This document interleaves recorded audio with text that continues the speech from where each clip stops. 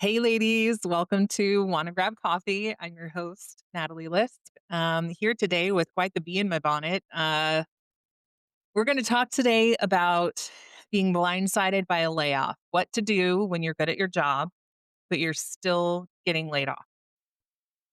My hope today is to walk you through my personal experience. I was laid off twice within a 1 year period.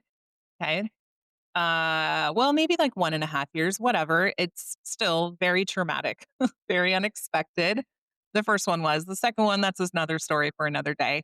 Um, but here's the deal. I wish that I had somebody in those early days, those early hours that could have swooped in and just downloaded the information to me. And so if you're listening today out of curiosity and this has never happened to you, or maybe you are looking at the end of the year and maybe you're in tech and you're like, this is usually the time where people get promoted or people get laid off because the bottom line is the bottom line. And in tech, everything right now is volatile. It has been for the last 2 or 3 years, especially. And so I just want to talk to you about my experience, some of the thoughts and processes that I went through, some of the things that I did for myself to prepare myself for a new role and to ground myself after a very traumatic experience. A little bit about me. I am a corporate tech survivor, I guess you could say. I have a background in teaching and home design tech and ed tech and health tech.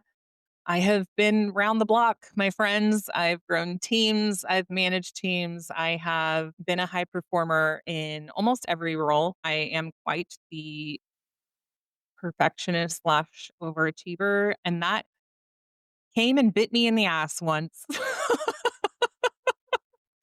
Um, so without giving too much information, the first time I was ever laid off, it came as an absolute surprise. I was completely blindsided. So I want you to picture this.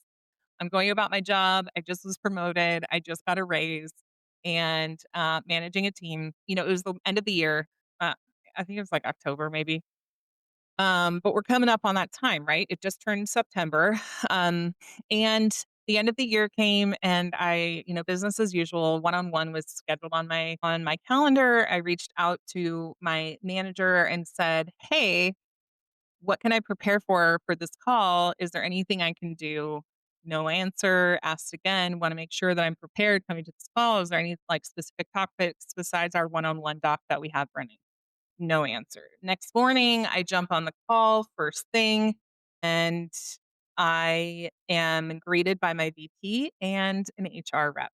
And I was in absolute shock. I kind of was like just numb, to be honest, because the mood was obviously very low. They delivered the news that I would not be working for my company anymore. And I remember just sitting there in shock, thinking, hold on, what did I do? Oh no. Okay, the perfectionist in me, the overachiever, the firstborn. Oh crap, I did something wrong to deserve this. I deserve this was my immediate thought, which we all know is a lie by now. Okay. This is not something I deserved. I was doing everything right. My review was glowing. I was hitting my marks, surpassing them in some senses. And so, you know, after they told me whatever the reasoning was, I just said, "Did I do something?" Thinking like, "Ooh, did I, like, make some major misstep? Did I do something inappropriate that I didn't know?" The answer was, "No, you were making too much money."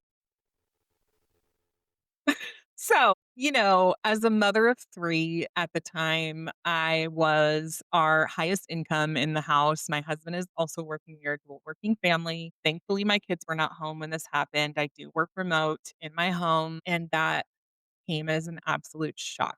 Now, if you work in tech, specifically in sales, in customer success, or any kind of role that has to deal with customer contacts, or maybe you don't, that connections and access to your things can be cut off like that.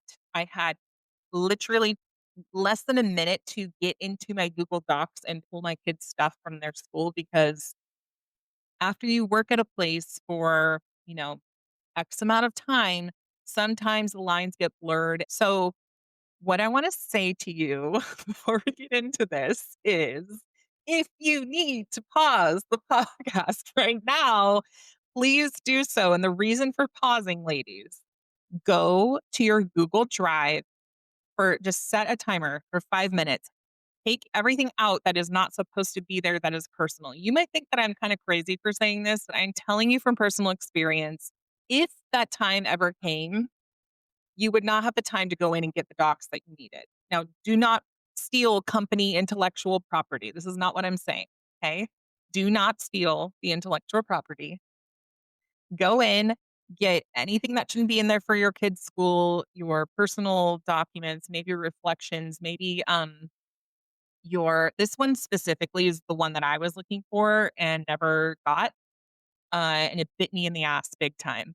I kept a list of reflections of, like, quarter to quarter what I had accomplished. My super awesome ADHD brain doesn't remember the great things that I've done, so I literally cannot remember, like, off the top of my head, "Oh, yeah, I completed this in this quarter," or "I had this big project or this big customer win or this amazing feedback from a customer," but what I created was this doc that I could keep a centralized location with all of my wins, and then when I went into my annual review or my quarterly review, I could pull those wins from there and just drop them in, and I could be reminded, or, if you're having like a really crappy day, it's really nice to go into that document and remember.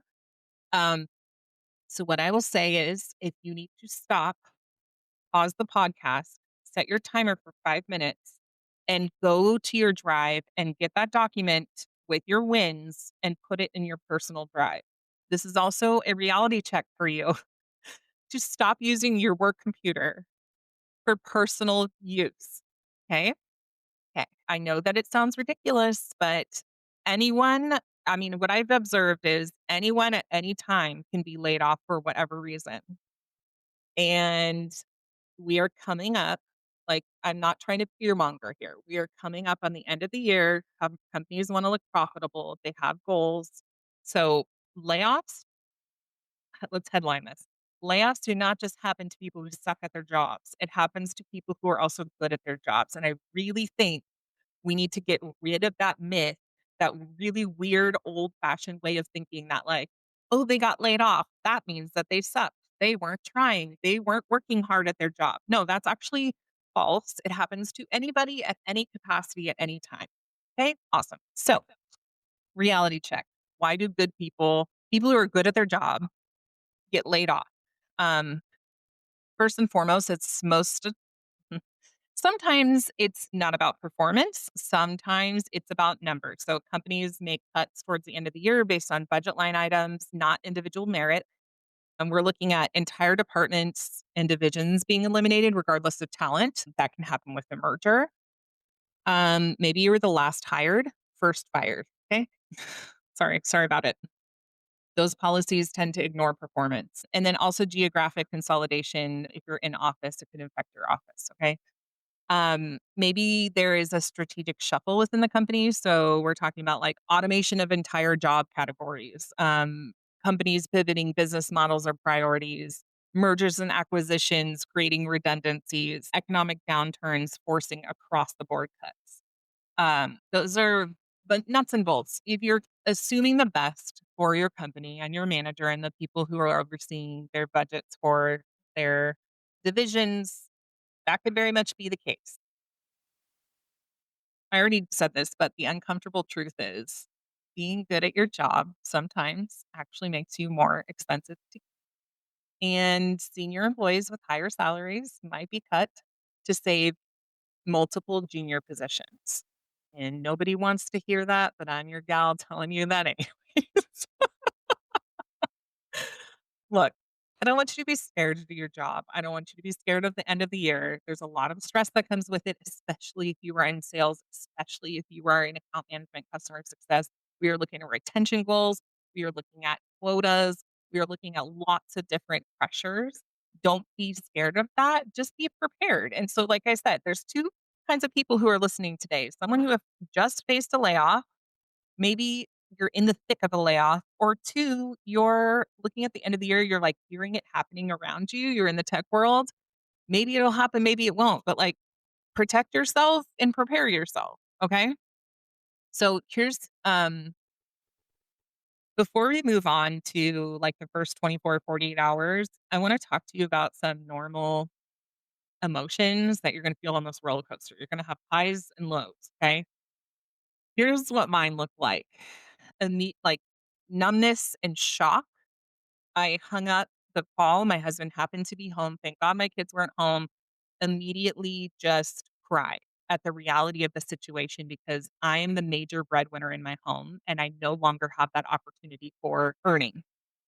And it's the end of the year. And how am I going to explain this to companies who have these outdated viewpoints of like, you must have been laid off because you sucked at your job, which was not the case. And so it was just a lot of confusion, a lot of anger, a lot of sadness. I tied so much of my self-worth to that role because I worked so hard to be good at my job.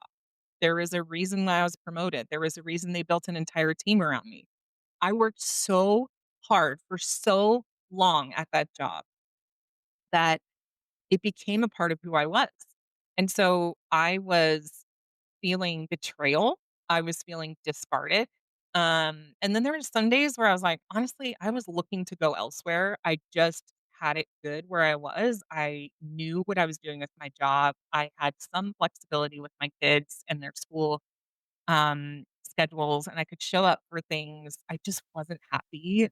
Leadership had changed. It wasn't my vibe, but I was sticking with it because I believed I had value to bring to the table and I was good at my job and I enjoyed my coworkers and I loved my team that I was managing. So then there was also some relief. Like I had, anger, sadness, betrayal, confusion, all of those things. Then I came up and I was like, oh, actually, I was kind of hoping for this in a roundabout way. Now I didn't get there right away, but it was an emotion. Got to catalog it, right? So anger, trust, confusion, betrayal, hope, happiness, relief, um, but mostly just, like, fear about the future, embarrassed, even though I absolutely shouldn't have felt that. Again, my self-worth was tied to my job and how well I did it and how well my team was performing and I was performing as an individual, that if they didn't see the value in that, then I must be a valuable person, a valuable employee, which is just such.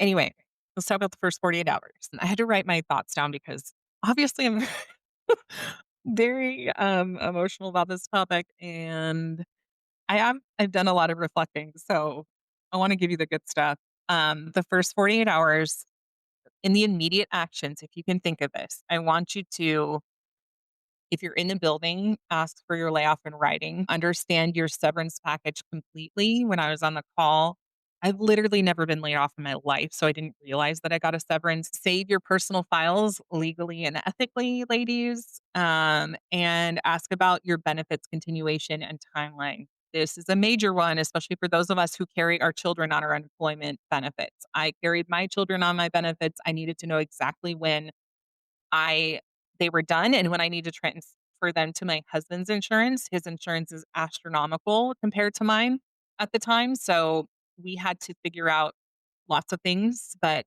that first in the first 24, 48 hours was really important to know what my benefits were, when they ran out, and then when consequentially my kids did too. When I was thinking about all this, crying through it, angry, venting, I'll be honest, there's some temptation, especially in the days now of social media, um, to drag your employer, to make nasty posts, to do all those things. And honestly, like I just mostly went quiet and I had personal conversations with people I trusted and shared my opinion with. Um, But I saved that for my inner circle. That was not like nobody was seeing that anywhere. I really wanna point this out. What you do on social media, including LinkedIn, is visible to everyone. So if you're liking things about being laid off, if you're liking things that people are saying, you're interacting with it somehow that they're saying about like employers and nasty things, or maybe they made a video or whatever, like people can see that. Just a reminder, especially when you don't have the upper hand to get a new job, you need to be aware of how you show up online. So it might just be best to stay offline. Um, give yourself some time to work through those emotions and then find a trusted individual, whether it's your mentor, your spouse, your work bestie, whoever. Maybe you hire a career coach, and have them look at whatever LinkedIn draft you're considering posting, or message to friends, like your network for new jobs and to keep you in mind, those types of things. Just remember, you will probably feel so raw and sad and all of the things that, like, those emotions should not cross over into your professional life, unfortunately and fortunately. Okay. So build in a filter for yourself. Ask somebody to say, like, I need you to stand in between me and my mouth on social media, because you might say something you regret and you don't wanna regret, okay? That will block future opportunities. Your it will cloud your persona or whatever it is that you've worked really hard for, okay? You've worked really hard to get where you're at and be good at what you do. Don't, in the heat of the moment, in your anger, your frustration, you're feeling discarded, don't take that and blow up your entire career because one person made a budget decision and your salary was too much because you upsold your customers a bunch and were really good at what you do. Okay. They're looking at a number, they're not attacking you as an individual. Um, so let's talk financial triage. Okay. Because this is actually like, this is very real. Um, You wanna look at your savings, calculate how long that's gonna last you. You wanna look at your severance, how much financially does that cover? Immediately apply for unemployment benefits immediately, because it takes forever if you've been through maternity leave, through the state, especially, state of California. Those processes take forever. It takes forever to get your money. Get that bag, girl, you worked hard for it. Also, there is 0 shame in applying for unemployment. I felt shame around it before because I had grown up with this mindset of like, "Oh, if you're collecting unemployment, you must be not working hard," which is so effing false. And my views have changed, but if you collect unemployment because you pay into to unemployment. It is a benefit of the job that you were doing, okay? So, get that bag, girl. And if you need to, contact creditors to discuss payment plans. My husband and I also looked at our budget and cut all non-essentials, immediately. So non-essentials meaning Hulu subscription, Netflix subscription, subscription to a snack box, underwear subscription to MeUndies, that kind of stuff. Like those short-term things that you can pick up again, we cut. What we did not cut, okay, this is really important. I believe in consistency for our kids, and if you have them in a school and you have them in a daycare program, if you have them in a daycare program that you are paying for, do not cut that. Do not make those massive changes to your kid's life. They need you to keep the boat steady even though it's rocking in here, okay? They need you to be safe and consistent and keep things status quo as much as possible. So in our case, we had a daycare payment, and no school payment, no school tuition for our older kids. So we kept our daughter at the same days a week that she was going. She's going 5 days full day. We kept her at that. We came up with a plan as to how we would pay for it or how we would talk to our school about paying for it if we came to the position where we weren't able to pay for it anymore. So that is something to consider as well. Where are your children at? How can you keep them stable and least impacted by this? Okay, let's move past finances 'cause I keep talking about finances. It gives me the ick, and my husband hates that about me. All right, some boring admin tasks, but super helpful. Update your LinkedIn profile, but don't rush this. Please, for the love of God, do not rush it. Um, there's a couple of LinkedIn influencers that I will mention in my show notes, but two specifically, Mike Pedito and Bonnie, I forget her last name, but those two got me through my layoff. And what I mean by that is they gave such valuable free advice on how to update your LinkedIn post to say, I'm available for work. They also give really good advice to how to interact with recruiters, what recruiters are looking for. You need to look at their page and absorb as much as you can from them. But specifically before you write your LinkedIn information, get your filter, put them put them here and ask them how to help you showcase your skill set and what you are looking for next. Okay. The most successful people I've seen go from layoff to gainfully employed quickly is they're saying, hey, in a positive light. Okay. Not like this sucks. I hate my former employer, blah, blah, blah. I experienced a reduction in force. I'm glad for the experience that I had. These are the specific roles that I'm looking for. Please consider me in your network and let me know if you see any opportunities. Okay. This is an announcement that goes out if you're putting this on your LinkedIn feed that recruiters, your friends, your network can see, and then they can remember and go back and say, "Oh, wow. Okay, yeah, let me like help this person out or let me, they actually do need this role filled in my company." Organize your professional contacts, gather maybe some work samples, portfolio pieces, schedule your doctor's appointments while you still have insurance, okay? Your dental appointments, your doctor appointments, all the things while you still have that insurance you have. Get those done, you now have time and you have insurance. So take care of yourself. Something my career coach, Galel Fajardo, recommended to me in the first 24 hours of being laid off. He coaches some extremely high performing, very successful entrepreneurs. And he gave me an exercise that really changed my mindset and set me up for success going into new job opportunities, into my search, all those things. And so I'm gonna actually post a free resource for you. It's gonna be linked in the show notes and it'll also be on my website.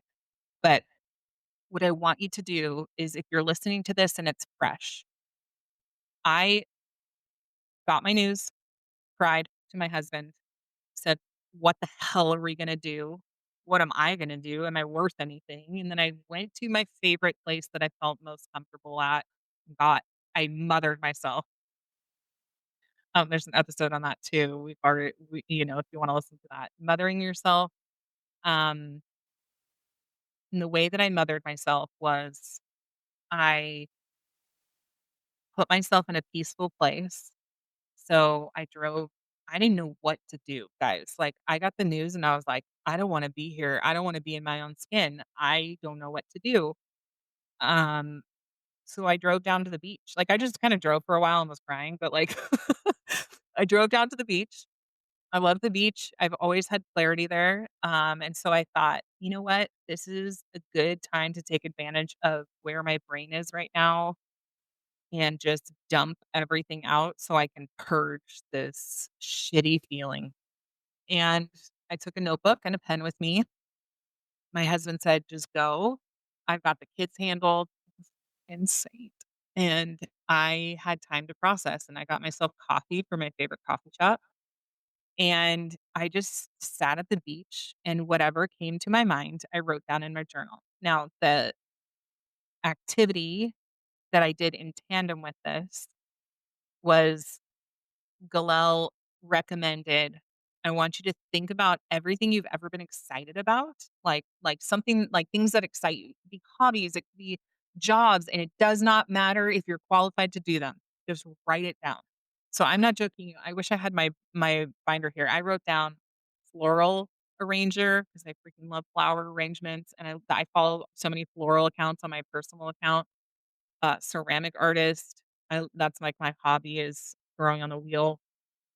Um, uh, Art teacher, like so many things that I thought would be just like a fun job to do. Places I'm interested in, anything that sounded like it would be enjoyable for me. Um, and I just like purged all of that out of my head, and it kind of just it brought sparked a little bit of joy. I'm not gonna lie. To be free of what I had worked so hard for before and to focus my mind on something that I enjoyed, things that brought me joy, things that I thought like, "Oh, that'd be really fun." And to remove the thought of, "You're not qualified for that." Like, hello, you're in the most vulnerable, traumatic part of your life. You're experiencing something that is so hard. Why would you negative self-talk? Don't do that. Don't talk to yourself negatively. Like, you are not a victim. You are not someone to be spoken down to. You have power, you have worth, you have something to offer the world. You are in a holding pattern, and that is okay. You are transitioning. It doesn't mean that, like, all of your skills all of a sudden just, like, out of your head, you're gone. All of the knowledge that you built up, oh, it's gone. It's not valuable anymore. Like, nobody thinks like that, okay? Except when you're in that pit, you're like, "Maybe I'm not valuable. If they can discard me that easily, maybe what I know is not true. Maybe what I have worked towards and been successful in is not true." I'm here to tell you it is, and it's okay to think that for a second, okay? Let it come and let it pass. Let it in, let it out.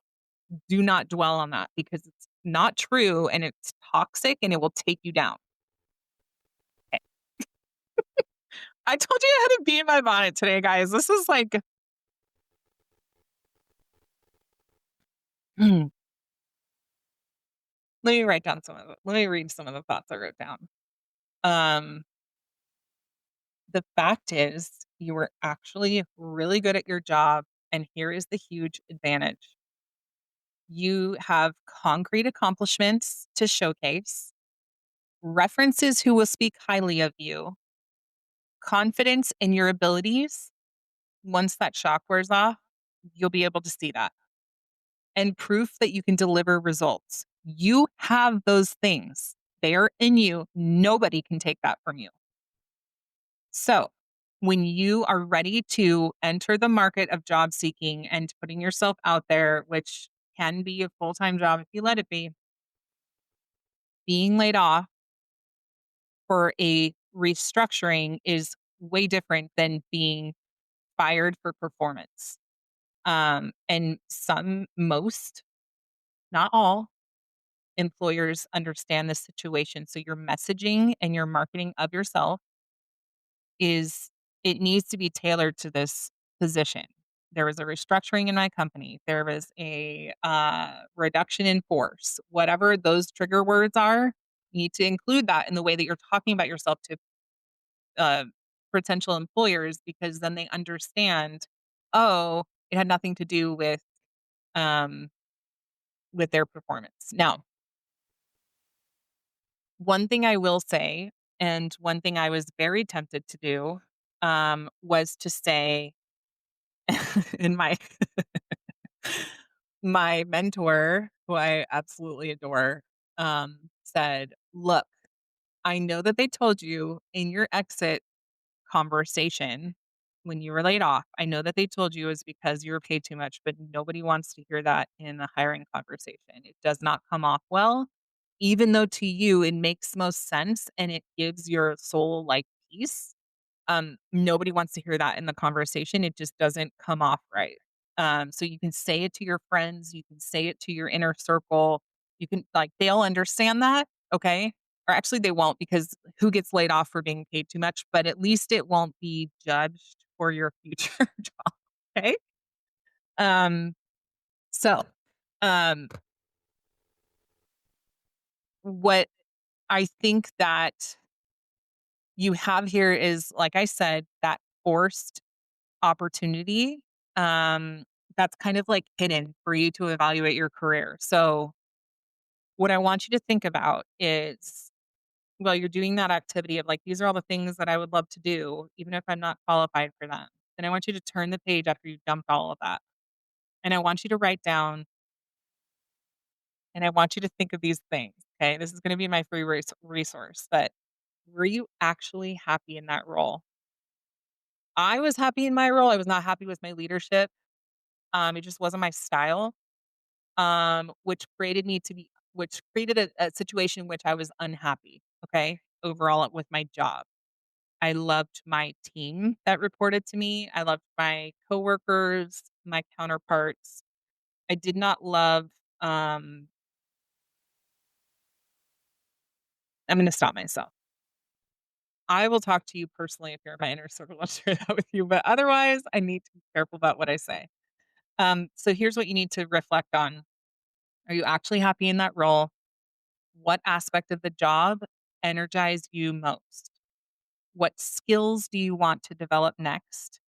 And is this a chance to pivot to something better? Um, so I'm not gonna lie, there was a revenge part of me. I have such a deep need for justice. I think maybe it's an ADHD thing, but I am the way that I am built as a person is to the need for justice. And my husband likes to point out that's more so than others. So what I thought, which was totally unhealthy, but maybe it was healthy because I just thought it for a little while and then I let it go after my mentor kind of gave me like a little reality check was, oh, yeah, you're gonna lay me off from a manager position? I'm gonna go get that job, or I'm actually gonna go get your job at another company. I'm gonna go get a VP job at another company. So what did I set my LinkedIn notifications to? VP. And when I looked at my reflections for the job offers that I received for VP positions at startups, one of my non-negotiables was I absolutely do not wanna work for a Series A or B startup. I can't do it. I don't want to have the mental bandwidth I don't want to make the mental bandwidth for that. I don't want to, I don't want to give up more time with my kids and my husband. I like to have the flexibility of working from home, so a hybrid is the max of what I would be doing. I don't wanna have to go back to office completely. And then the other thing was, um, I yeah, I don't wanna have to go back to office completely. So, for me, when I did get those offers for VP positions at startups, I was like, "Oh, this is so tempting. This would be perfect in my revenge arc." But, like, reality check, no, it wouldn't. It would be worse. So I had to turn those opportunities down, right? Like, I am not in this season of my life, not ready for that responsibility to build a a startup from the ground in that position. So, anyway, that was something I had to consider, right? That reflection of were you happy? What do you want next? What did you enjoy? What energized you? What are your non-negotiables? For me, it was like no startup. Has the company been through a merger recently? Lots of different things I was thinking about and saying, like, these are my red flags, these are my no-goes, these are my green flags, like that kind of thing. All right. So reflection is huge. You have the time to do it now, fortunately and unfortunately. But you don't have the ties to your job, so you don't like feel responsible to stay where you are. Like you literally just have been untethered to what you've been stuck to for a while. So take the time to reflect. Um, the other thing is that you're going to want to, like I said, talk to your trusted coworkers, your inner circle, your mentor. They can all help you to see what you can. So when you start your job search again, like first of all, give yourself time. My major mistake in learning from being laid off was that I went back into it way too fast. Like I hit the ground running because I was so freaking panicked about having lost our major source of income, and my 3 babies, were I what I think thought of as at risk, like all of these things, right? I need to replace my income, if not more, and that will make me valuable, and that will make things okay, and that was just absolutely not true. So once I kinda got a bit of a reality check, I stepped back, and I had to put some guardrails around it. So talking to your trusted coworkers, your mentor, your inner circle, people who know you in a professional sense, talking to them, explaining what happened, being able to vent and talk about, your feelings around it, whatever it is, no matter if they're good or bad. And then figure out a way that you can market yourself, talk about your next steps, in a way that doesn't have emotion attached to it. So, writing your messaging again, that filter, like get your filters in there, but um, leveraging your network, looking at job boards, of course, and um, talking to coworkers who might have friends. Now, a lot of what you'll experience is coworkers who actually really enjoyed working with you. They'll reach out to you and say, "Oh my gosh, I'm so sorry to hear what happened." Maybe you'll get LinkedIn messages because you don't have their personal cell phone numbers, or they'll call you or they'll text you. "I'm so sorry to hear what happened." And it most of the time will be genuine. Sometimes it's people just playing the game, which is I'll make another episode on that. I freaking hate the corporate game. But anyway, if they reach out and they say, "I wish there was something I could do," you need to capitalize on that opportunity. Now, does that make you a slimy, shitty person? No. No, it doesn't. They said, "I wish there was something you can do." Actually, there is. Thank you so much for your kind words. When you have a moment, will you please write me a review on LinkedIn? Now, does that feel weird for some people? Yes. Should it be weird for you? No. And here's why. Potential employers, recruiters, hiring managers are looking at your LinkedIn profile, and they're looking at reviews from coworkers. They want to see in your past roles who has been someone that really enjoyed working with you and why. Like, I really thrived on cross-functional relationships. I made a priority in my job. I always do. But those cross-functional partners were actually ones that reached out and said, "Please let me know if there's anything I can do." I was like, "Actually, yeah, I would love a review from you because in the roles that I am seeking coming up, you need to show a strong cross-functional partnership that they actually appreciated and was valuable." So those would be a way that it costs no money, it takes no time. They can submit the LinkedIn uh, review on your profile, and it lives there forever. So I have former managers that have written one. I have cross-functional leaders and um, coworkers that have written them. Um, those were super valuable in my um, recruiting journey because I could point back to them and say, "These cross-functional partners of mine said X, Y, and Z. You're welcome to go look at it. It's on my LinkedIn." And it just gives people something to do rather than just like drop a weird, like, "Oh, I'm sorry that happened. I still have my job. You don't." Like, here's a like, "I'm sorry, condolences." And then you're like, "Okay, thanks. Like, I appreciate it, but also like doesn't move the needle or do anything." So, um,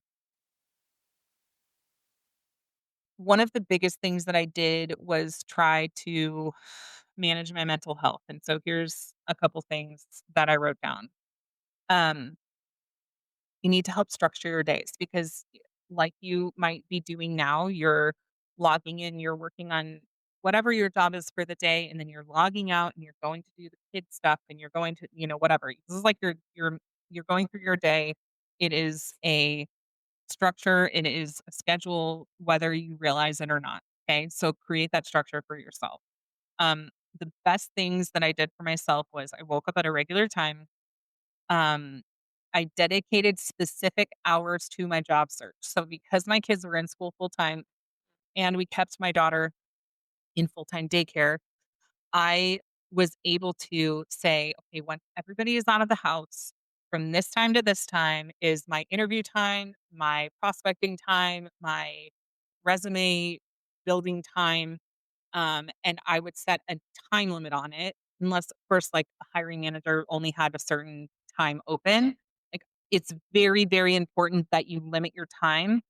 um, you could sit on LinkedIn for 8 hours a day and job boards for 8 hours a day and send emails and stuff for 8 hours a day. You are gonna burn yourself out so hard, and then what? Your kids have a burnout mom who has no direction right now in her life, and your husband is like, "What is happening? Why are you so drained?" These things are important to remember and to put limits on. So for me, it was eating a healthy breakfast because that would help me to like stay motivated, energized through my job search. I would job search. I would go to my workout class that I went to every morning. Um, my coach there, I had told her, look, I think I'm going to cancel my subscription or put a hold on it because um, I just can't afford it right now. And she's like, don't you dare. And it wasn't even a sales tactic. She was like, you have 3 little children at home. You are looking for a new job. You have to do something for yourself. You have to do something for yourself to keep yourself sane. And I was like, well, shit, she's right. And so I did. I stayed and I worked out every day because I didn't have an excuse not to. She was encouraging to me and helpful. And I had a great community there that I knew that I could look forward to that same time every single day. I knew what I was going to get out of it, and I could work hard and come home and feel like I accomplished something. Um, and then the other thing was building in breaks in non-career activities. So I actually had a lot of friends reach out and say like, "Hey, you wanna go to lunch?" or "Hey, you wanna grab coffee?" or, colleagues, friends in my network. And I was very tempted to say no and hole up in my house for financial reasons and also just 'cause I was embarrassed and I was like, "You have all the time in the world, but, like, I don't wanna have to go tell another person I was laid off and for what reasons and feel embarrassed all over again." It was just, like, such a weird it depended on also the audience, like, after, here's what I'll say, regardless of the audience and regardless of when it was, I would say yes and force myself into a situation where I would come to terms with what happened to me, and I could talk to someone that I trusted and loved, and I could get out of the house and have purpose for my day, and I could find a little bit of joy in what I was doing. And so going and having coffee or going and having lunch with someone that is valuable and it contributes to your overall mental health with your family, your kids, your spouse.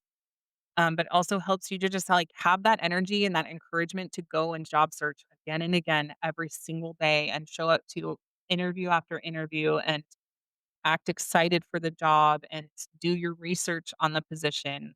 So don't say no to those if you can. Um, like if a friend reaches out and they want to be there for you, let them if they're in your inner circle. All right, let's talk about oh, before we move on. Another thing that I was able to do to kind of combat that isolation was because I so badly just wanted to pull up until I got a job again and feel like I was worthy of something. Um, so I actually like joined some free professional associations for specifically for my job. Um, and then I went and I interviewed. I went and I volunteered at my kid's school, which was so fun because before they were like, "Mommy, you never get to come to my class parties," and so I'd be like, "I'm going now. I'm gonna be the class party person. I'm going to help. I'm gonna go. I have a teaching background and love teaching art. I'm gonna go teach art to my kids' class. Like I have access to art materials. I'm gonna do this. I'm gonna go and teach their class how to do an age appropriate art lesson that their teacher couldn't do, and it gives their teacher a break and allows her to prep for whatever they're doing next. Like it's a win all around. And so that also gave me purpose and let me get out of the house. So like think about how you can volunteer in a way that uses your skills. Um, and it gives you just like meaning. It makes you feel good about the day and it gets you out of the house. Um, Mhm. Some things actually, let's talk about this. How do you, if you have kids, how do you talk about this with your kids? It depends on the age, honestly. Sometimes you can have more of a frank conversation with older kids. My kids were still young when this happened. So the conversation was, remember, we are keeping the boat steady, right? There's waves and winds and all the things happening around them. The world is swirling and you are experiencing chaos, but they don't need to be. So the way that we approached it with our kids was, mommy's been working really hard and taking a little break from my job, and I'm looking for something else that I want to do next. And so that opened some conversations for us because I, was able to say, like, I get to like help in your classrooms and do these things that I've been really wanting to do and focusing on the positive. And that helps their little brains to understand, like, oh, okay. It was an example to our kids. We're all a lot of we're modeling for them life and how to interact with life. And specifically, our kids are probably gonna experience something to this capacity. They might get fired from a job, they might, get laid off from something that they love, like, they need to see in an age appropriate way how you're handling it, and so one of my major goals that I wrote down on my reflection was just like, "I wanna handle this well. I wanna look back on this experience and handle it well." Or I wanna look back on this experience and I wanna say to myself, like, "I handled it the best that I could, and I'm proud of myself for that," because then I can tell my kids someday, "This is what happened, and this is how I handled it," and whatever, but that was one of my major goals, one of the things I really wanted to do. So, keeping that in mind, when I spoke to them, it was just very much like, I'm taking a little bit of break. That means I get to do these great things, and I'm just looking for what I wanna do next, Like, we don't have to do the same job for our whole lives, and I think I did a lot of really great things at my job, and I'm, like, really excited for what is next, what's out there, and just leaving it at that. I asked if they had any questions. Not really, they didn't care, it didn't change their day to day. They still went to all their after school activities, they still got to have play dates with their friends, whatever. Um But the reality was that we had to speak at it at a much higher level, um, and just explain to them, like, not every job is a good fit, and that's okay. And you'll probably experience that someday, and it's not you don't need to be scared of it. You don't need to it doesn't need to be bigger than it actually is. So, depending on the age of your kids, I would keep them away from the details as much as you can, because what they don't want to hear and what they don't need to hear is financial insecurity. We don't know how we're going to pay for anything. We don't know if you're going to be able to go to your schooling or, all these things. If you get to the point where you need to have that conversation, great. Like, have it tactfully because these precious children, their minds fly to places that we wouldn't even know. But like, they don't need to handle the grown-up things, parts of it, They didn't need to say like, "Oh, mommy got fired. She wasn't good at her job." Like, that causes insecurity as well, because they don't understand, right? Like, they think you get I don't even know what they think about that. You think you like, people tend to think when you get fired, it's because you weren't good at something, but that's they don't understand nuance. How about that? Um, alright, and the long game. Let's talk about the long game. Um I'm just thinking ahead of once you get past all the emotion of it, and it will come and go. It's not like, oh, the first 48 hours you feel emotions, and then the rest of the time until you get a job, you don't. Not true. Um, but what you can do is set yourself up for success, okay? Because you're resilient. So develop your skills, use your time strategically. And here's how I would suggest doing that. Take some courses in emerging areas of your field. There's a bazillion things right now for AI, and a lot of them are free. My friend Casey Calkins is a career coach specifically for sales leaders, and she runs these amazing courses online on just like leadership skills, but also AI in leadership. Like, that would be an amazing course to take. Earn certifications that boost your marketability. I see a lot of people doing this on LinkedIn. Do you necessarily need to announce it on LinkedIn? Probably not. That's personal opinion. Like, I don't care if you earned a certification, then you like talk about it on LinkedIn. I don't care. Um, but maybe a hiring manager will. So whatever, it's up to you. Um, Learn new software or tools. Let's say you're looking at pivoting your career a bit and you need to learn Salesforce or HubSpot or something that you don't already know. Take some courses in that with your free time. You don't have to spend all of your time on job boards. You can start developing your skills a little bit more so that you can come to um, a position and if you're looking to pivot your career, you can say, I have the skill set necessary. I did this with my time. Um, Develop leadership or communication skills. Like I mentioned, find a coach that find a career coach. They are invaluable that will help you with these things and guide you to where you can actually find those courses, or maybe they have them themselves. Um, and then build something better. So let's call this career insurance. Okay. Just reading it. Um, Maintain an updated LinkedIn profile. Um, Always. Okay. I still do this to this day. I still update once a quarter. I update my LinkedIn profile with my wins, with anything that I think would be important because I know better. And while I love my job and I love my manager and I love my VP and I don't feel like I'm going anywhere anytime soon, it's just career insurance because anything can happen at any time. Um, Keep your network warm, not just when you need it. So, cheering others on LinkedIn, reaching out to your contacts. Hey, how's it going since, we've parted ways? Like, what's new with you? That kind of thing. Have coffee with somebody in your network every once in a while. Um, and then something else that I also considered in my journaling adventures post layoff was multiple streams of revenue. If you can possibly have multiple streams of revenue, I believe that that is the shift that we're going to start seeing in the corporate world is that people will have many hustles, not side hustles, just fractional this, consultant that, contract worker here. Um, so if you can open up your streams of revenue, do it. And also stay visible in your industry. Okay. And also reminder, if you need to stop right now, please go get your catalog of your important wins off of your business drive and onto your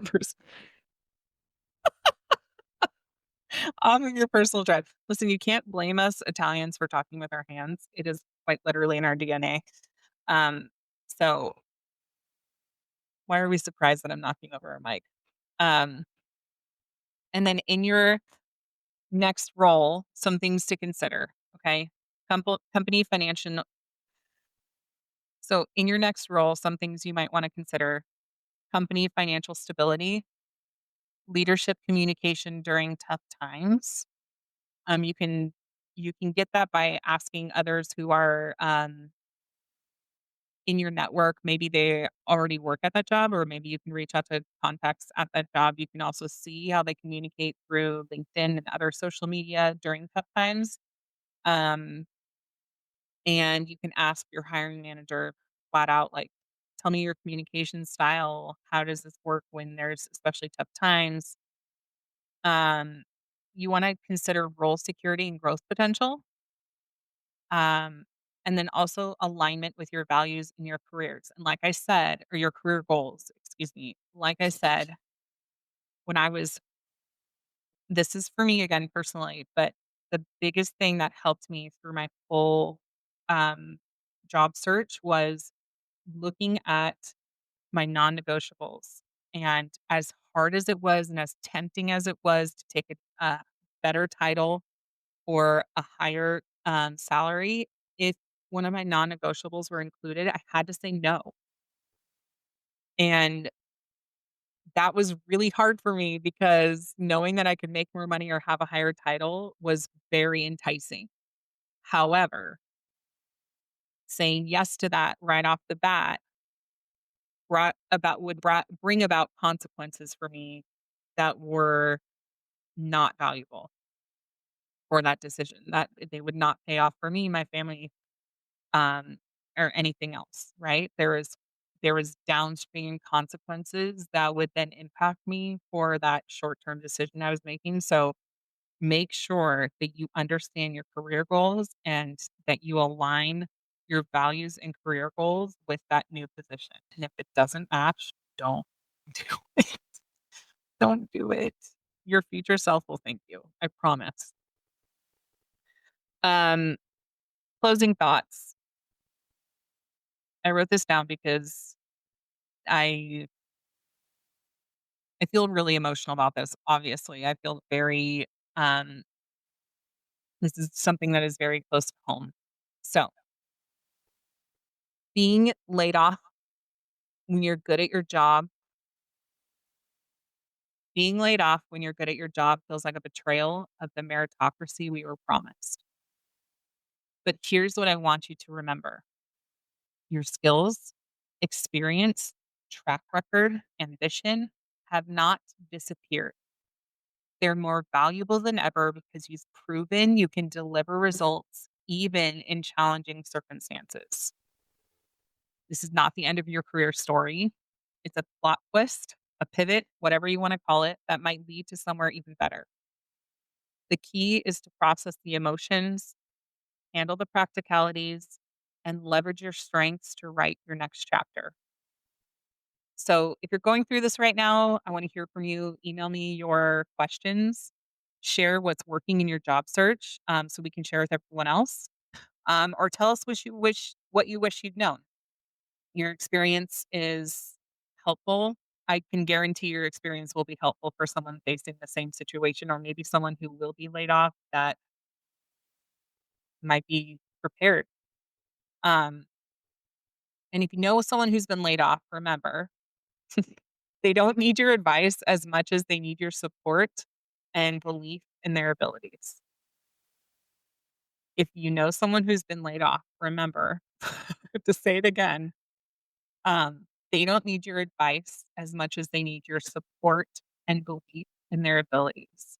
That will go way farther than any unsolicited advice because they're already second guessing themselves. They're already trying to understand what's happening. They just need your support and your encouragement. So, um, drop a comment. Let me know what your thoughts are, what's working for you, what didn't work. Um, You are valuable, you are loved, and you are supported, and this is a blip in your career map. You can do this. You've done harder things in your life, and you will get through it. I believe in you. Talk to you next week on Wanna Grab Coffee. Thanks for coming.